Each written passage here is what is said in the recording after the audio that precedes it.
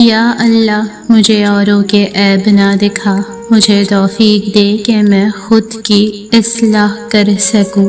آپ کو یقین رکھ کر اللہ کے راستے پر چلتے جانا ہے، وہ خود ہی آپ کے سارے راستے آسان کر دے گا۔ سجدہ خوشی کا ہو یا غم کا، توفیق ملنا بڑی بات ہے۔ اللہ کے دروازے پر دستک دیتے رہیں، خاص طور پر جب چیزیں ناممکن نظر آئیں۔ آپ صرف کسی سے نہیں پوچھ رہے ہیں، آپ تمام معجزات کے مالک، سب سے زیادہ پیار کرنے والے، سب سے زیادہ فیاض، سب سے زیادہ طاقتور اور سب سے زیادہ رحم کرنے والے سے پوچھ رہے ہیں۔ آپ اس سے پوچھ رہے ہیں جو آپ کا دل اپنے ہاتھ میں رکھتا ہے۔ اس لیے اگلی بار جب آپ دعا کریں تو اسے یاد رکھیں۔ اللہ جانتا ہے کہ آپ کیا چاہتے ہیں اور آپ جتنا زیادہ مانگیں گے اتنا ہی آپ کو ملے گا۔ جب آپ خود کو چنتے ہیں تو سکون شروع ہوتا ہے، کیونکہ ہر جنگ لڑنا ضروری نہیں اور ہر تعلق کو نبھانے کے لیے اپنی روح کی قربانی دینا دانائی نہیں۔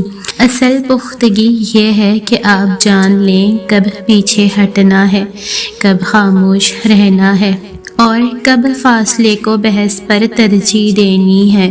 میرے نزدیک سکون کوئی کمزوری نہیں بلکہ ایک بہادرانہ فیصلہ ہے، کیونکہ اپنے اندرونی توازن کی حفاظت کرنا ہر کسی کے بس کی بات نہیں۔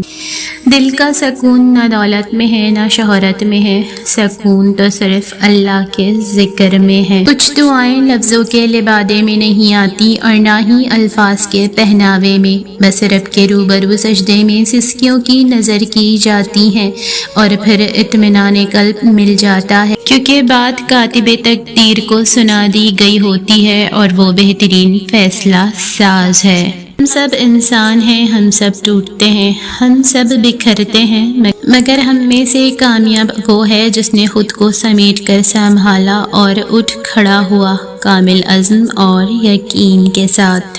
جب حالات تم پر حاوی ہوں اور تم اپنے بدترین دنوں میں سے گزر رہے ہو تو بعض اوقات تمہیں وہاں سے راحت ملتی ہے جہاں سے تمہیں گمان بھی نہیں ہوتا۔ یہ صرف اس نیکی کا بدلہ جو تم نے کسی کے لیے کی اور تم بھول گئے، لیکن اللہ تعالیٰ اسے نہیں بھولا ہوا تھا۔ جرمن کہاوت ہے کہ کڑوی گولیاں چبانی نہیں چاہیے بلکہ نگل جانی چاہیے۔ اس میں ایک پیغام ہے اور وہ یہ کہ زندگی میں کڑوی باتوں کو سیدھے نگل جائیں، اور اگر انہیں چباتے رہیں گے یعنی یاد کرتے رہیں گے تو آپ کی زندگی ہی کڑوی ہوگی۔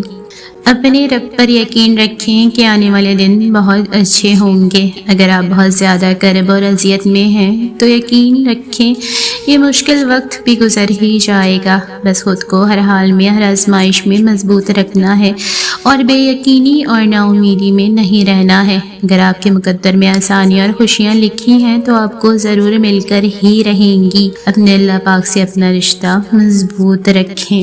بدبختی کی 4 نشانیاں: آنکھوں کی خشکی، دل کی سختی، دنیا کی محبت، لمبی امیدیں۔ فرمان مصطفیٰ صلی اللہ علیہ وآلہ وسلم: نظر آدمی کو قبر میں اور اونٹ کو دیگ میں پہنچا دیتی ہے۔ لوگوں کے لیے سب کچھ کر کے دیکھو، مگر جب ان کا کام آپ سے پورا ہو جائے تو آپ کو ایسے بھول جائیں گے جیسے کبھی جانتے ہی نہیں تھے۔ اکثر اوقات سچ کڑوا نہیں ہوتا، سچ بولنے کا انداز کڑوا ہوتا ہے۔ ہم سچ بولنے کے ساتھ ساتھ دراصل دوسرے کو ذلیل کر رہے ہوتے ہیں اور توقع رکھتے ہیں کہ ہماری ذلیل کرنے کی حرکت کو صرف سچ ہی سمجھا جائے۔ جب کبھی آپ پریشان ہوں، مصیبت میں ہوں اور آپ کے اپنے آپ کا ساتھ چھوڑ دیں تو یاد رکھیے کہ آپ کے لیے اللہ ہی کافی ہے۔ وہ ہر وقت آپ کے ساتھ ہے۔ اللہ پکارنے والے کی پکار سنتا ہے، بس آپ کو اللہ پر مکمل بھروسہ ہونا چاہیے کہ اس کے علاوہ آپ کو کسی کی ضرورت نہیں۔ اللہ ہر شے پر قادر ہے، بے شک۔ اس سے فرق نہیں پڑتا کہ آپ دیکھنے میں کیسے ہیں۔ آپ لوگوں کے لیے آسانیاں پیدا کرتے ہیں تو آپ دنیا کے خوبصورت ترین انسان ہیں۔ کسی کا کردار تمہاری ذمہ داری نہیں، کسی کی ذات تمہارا ٹھیکہ نہیں۔ جو تم ہو بس تم ہی ہو۔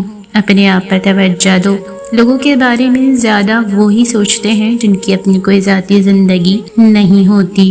اچھے ہیں وہ لوگ جو زندگی کی تلخیوں کی وجہ سے خود تلخ نہیں ہوتے، جو مسکراتے ہیں، ہلکے پھلکے انداز میں بات کرتے اور سنتے ہیں۔ یقین جانیے زندگی انہی لوگوں کی وجہ سے خوبصورت ہے۔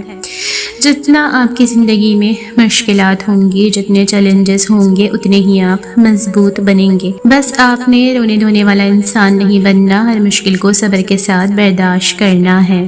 ابن القیم رحمۃ اللہ علیہ نے فرمایا، 3 چھپے ہوئے دکھوں کے چھپے علاج۔ اگر تمہیں کسی ایسی چھپی ہوئی بیماری نے پریشان کر رکھا ہے کہ جسے صرف اللہ ہی جانتا ہے، تو تم یوں چھپ کر صدقہ و خیرات کرتے رہا کرو کہ جسے صرف اللہ ہی جانتا ہو۔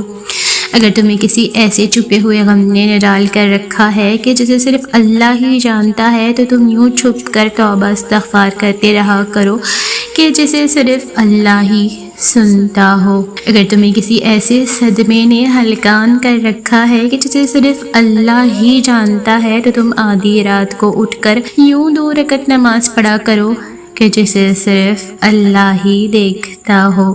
اپنا تعلق اللہ تعالیٰ کے ساتھ ایسا رکھیں، جب آپ تکلیف میں ہوں پہلے اللہ کا نام زبان پر آئے، جب آپ خوش ہوں تو پہلے زبان سے الحمدللہ نکلے، جب کوئی غلطی ہو جائے تو استغفار سے زبان کو تر کریں۔ یہ راستہ اللہ سے ہے جو انسان کو بھٹکنے نہیں دیتا، جو انسان کو سنبھال لیتا ہے۔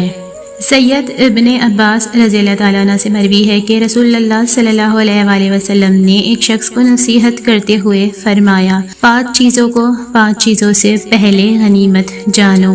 اپنی فراغت کو اپنی مصروفیت سے پہلے، اپنی مالداری کو اپنی محتاجی سے پہلے، اپنی صحت کو اپنی بیماری سے پہلے، اپنی جوانی کو اپنے بڑھاپے سے پہلے، اور اپنی زندگی کو اپنی موت سے پہلے۔ شیطان کا سب سے بڑا حملہ یہی ہے کہ وہ ہمیں اللہ کی عطا کردہ نعمتوں پر مطمئن نہیں رہنے دیتا، ہمیں خوش نہیں رہنے دیتا۔ کیا آپ کے پاس مسکرانے کی ایک بھی وجہ نہیں ہے؟ اپنے والدین کو دیکھیں، اپنے سر پر چھت کو دیکھیں، اپنی صحت کو دیکھیں، اپنے دوستوں کو دیکھیں، اپنے پاس موجود نعمت قرآن کو دیکھیں۔ کیا یہ سب آپ کی خوشی کی وجہ نہیں بن سکتے؟ ان نعمتوں پر دل سے اللہ کا شکر ادا کریں۔ الحمدللہ رب العالمین۔ موبائل اسکرین پر پروٹیکٹر ہوتا ہے نا، تو ہمیں تسلی رہتی ہے کہ کہیں گر بھی جائے تو اسکرین محفوظ رہے گی، پروٹیکٹر زیادہ ٹوٹ جائے تو بدل لیں گے۔ استغفار کی اہمیت بھی اسی پروٹیکٹر کی جیسی ہوتی ہے۔ گناہ ہو جاتے ہیں، انسان یہاں سے وہاں نکل جاتا ہے، لیکن استغفار کے پروٹیکٹر سے خود کو پروٹیکٹ کر لیتا ہے۔ زندگی میں اتنی تو اچھائی سے رہو کہ جب کوئی آپ کو کہے کہ تمہیں تمہارے کاموں کا بدلہ ملے تو وہ تمہیں دعا لگے، بد دعا نہیں۔ اپنا قیمتی وقت ان لوگوں کو دیں جنہوں نے آپ کے مشکل وقت میں اپنا قیمتی وقت آپ کو دیا۔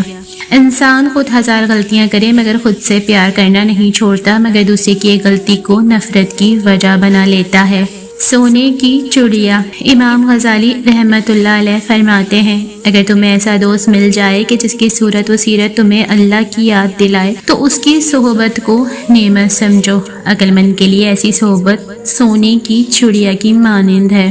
رسول اللہ صلی اللہ علیہ وآلہ وسلم نے ارشاد فرمایا، اپنی نیت کو ہر کھوٹ سے پاک رکھو، جو عمل کرو صرف اللہ کی خوشنودی کے لیے کرو تو تھوڑا عمل بھی تمہاری نجات کے لیے کافی ہوگا۔ رسول اللہ صلی اللہ علیہ وآلہ وسلم نے ارشاد فرمایا، وہ گھر جس میں قرآن کریم پڑھا جاتا ہے آسمان والوں کو ایسا دکھائی دیتا ہے جیسا کہ زمین والوں کو ستارے دکھائی دیتے ہیں۔ جب تم کسی چیز کو چھوڑ دیتے ہو تو وہ مرجھا جاتی ہے، لیکن جب تم قرآن کو چھوڑتے ہو تو تم خود مرجھا جاتے ہو۔ جو شخص قرآن کریم پڑھے اور اس پر عمل کرے، اس کے والدین کو قیامت کے دن ایک تاج پہنایا جائے گا جس کی روشنی آفتاب کی روشنی سے زیادہ ہوگی۔ رسول اللہ صلی اللہ علیہ وآلہ وسلم نے ارشاد فرمایا، کثرت سے سجدہ کیا کرو، کیونکہ جب تم صرف اور صرف اللہ کے لیے سجدہ کرو گے تو اللہ تعالیٰ اس کے بدلے میں ایک درجہ بلند کرے گا اور تمہارا ایک گناہ معاف کرے گا۔ لوگوں میں سب سے زیادہ خطائیں انہی کی ہوتی ہیں جو لوگوں کی خطاؤں کا کثرت سے ذکر کرتے ہیں۔ امام ابن سیرین رحمۃ اللہ استغفر اللہ الذی لا الہ الا هو الحی القیوم واتوب الیہ۔ تمہارا نیند سے اٹھ کر تہجد پڑھنا اس بات کی واضح دلیل ہے کہ اللہ تمہیں جلد کوئی بڑی کامیابی دینے والا ہے۔ انشاءاللہ ایک دن ایسا ضرور آئے گا جب تم سجدے میں ہوگے، آنکھوں سے بہتے آنسو تمہارا چہرہ اور جائے نماز بھگو دیں گے، دل ویران ہوگا کہ اللہ کے اس بے حساب کرم پر کس طرح شکر ادا کروں، کیونکہ وہ تمہیں وہاں پہنچا دے گا جہاں تم نے صرف دعا کی تھی۔ اے اللہ، جو لوگ غمزدہ ہیں، پریشان ہیں، بیمار ہیں یا کسی مشکل میں ہیں، ان کے لیے آسانیاں پیدا فرما، ان کے دکھوں کو دور فرما اور انہیں اپنی خاص رحمتوں سے نواز دے، آمین یا رب العالمین۔ جب بھی ذرا طاقت ہاتھ آ جائے تو فیصلہ کرتے وقت دنیا کے اس طاقتور بادشاہ کو ضرور یاد رکھیں، لہٰذا انسان بنے، متکبر نہیں۔ جو شخص زندگی کی سختیوں سے پرورش پاتا ہے وہ اپنا استاد اور شاگرد خود ہی ہوتا ہے، کیونکہ وہ خود پر بیتے گئے حالات زندگی سے سیکھتا ہے۔ اپنے ارادوں میں مخلص رہو، تم اللہ کی مدد ہمیشہ ساتھ پاؤ گے۔